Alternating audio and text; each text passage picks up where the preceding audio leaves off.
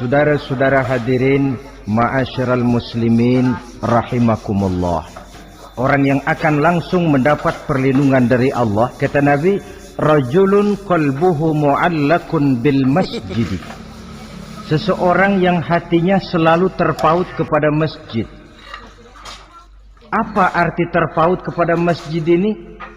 Apa orang yang gak pernah keluar-keluar dari masjid? Tentu saja bukan. Apa gunanya di dalam masjid terus kalau kerjanya cuma tidur doang? Maksud terpaut kepada masjid ini, hatinya selalu berpikir bagaimana memakmurkan masjid.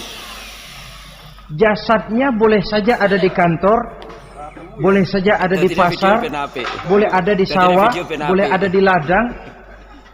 Tetapi hasil daripada usahanya dia lalu berpikir bagaimana memakmurkan masjid. Sebab apa? Masjid merupakan center of activity, pusat daripada kegiatan umat.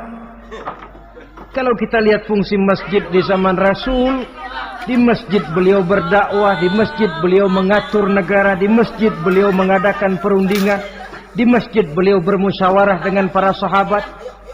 Pusat daripada kegiatan umat.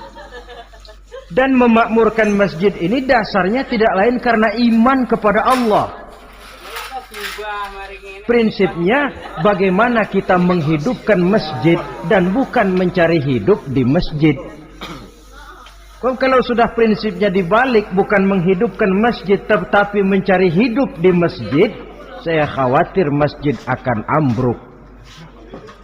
Nyatanya kadang-kadang masjid kita ini fungsinya belum maksimal. Kadang-kadang ada kok masjid yang bukanya cuma seminggu sekali. Jumat pagi jam 9 masjid buka, Jumat jam 2 tutup, buka-buka lagi Jumat depan. Seminggu sekali. Kelemahan lainnya manajemen masjid. Terus terang sajalah kita bicara. Kadang-kadang pengelolaannya ketua masjid bapaknya, khotib mantunya, sekretaris ponakannya, imam Bilal cucunya. Agak ada orang lainnya.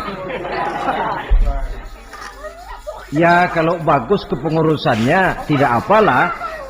Tapi kadang-kadang kelemahannya ialah bagaimana menciptakan manajemen masjid yang baik sehingga masjid bisa berfungsi sebagaimana fungsinya di zaman Rasulullah sallallahu alaihi wasallam.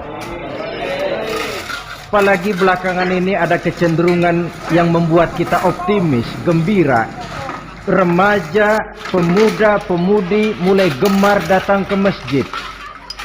Berkumpul membentuk remaja masjid, remaja musola, mengadakan kegiatan majelis taklim yang mingguan, yang bulanan, aksi sosial, yang semuanya bermuara dari kehidupan masjid.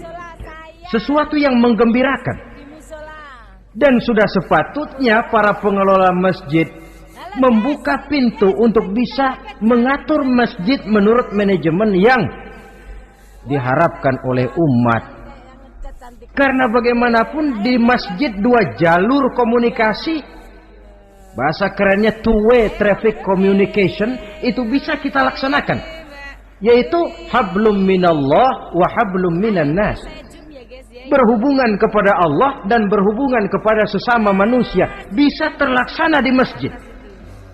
Berhubungan dengan Allah jelas saja lewat sholat misalnya. Berhubungan dengan sesama manusia jelas saja lewat musyawarah, lewat majelis taklim, lewat kegiatan-kegiatan yang mensyiarkan agama. Dan begitu selanjutnya. Saudara hadirin yang saya hormati, memakmurkan masjid sebagai rumah Allah. Sebab dalam hadis kursi Allah katakan, inna buyuti fil ardi al masajid wa inna zuwari fiha ummaruha. Rumahku di permukaan bumi adalah masjid-masjid, kata Allah. Dan orang-orang yang memakmurkan masjid, orang yang datang ke masjid adalah tetamuku. Kalau Allah memerintahkan kita menghormati tamu, tentu Allah lebih tahu bagaimana menghormati tamunya sendiri. Allah mengajarkan kita, hormatilah tamumu. Sekarang kita yang menjadi tamunya Allah dengan datang ke masjid, dengan memakmurkan masjid, Allah lebih tahu menghormati tamunya. Ini yang ketiga. Yang keempat, hadirin, orang yang langsung mendapat perlindungan dari Allah itu rajulani tahabba fillahi ijtama'a alaihi wa tafarraqa alaihi.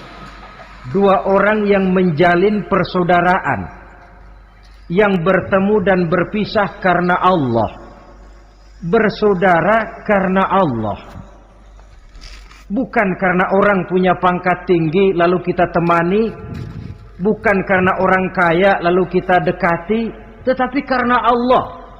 Kau di jalan Allah, mari kau saudara saya.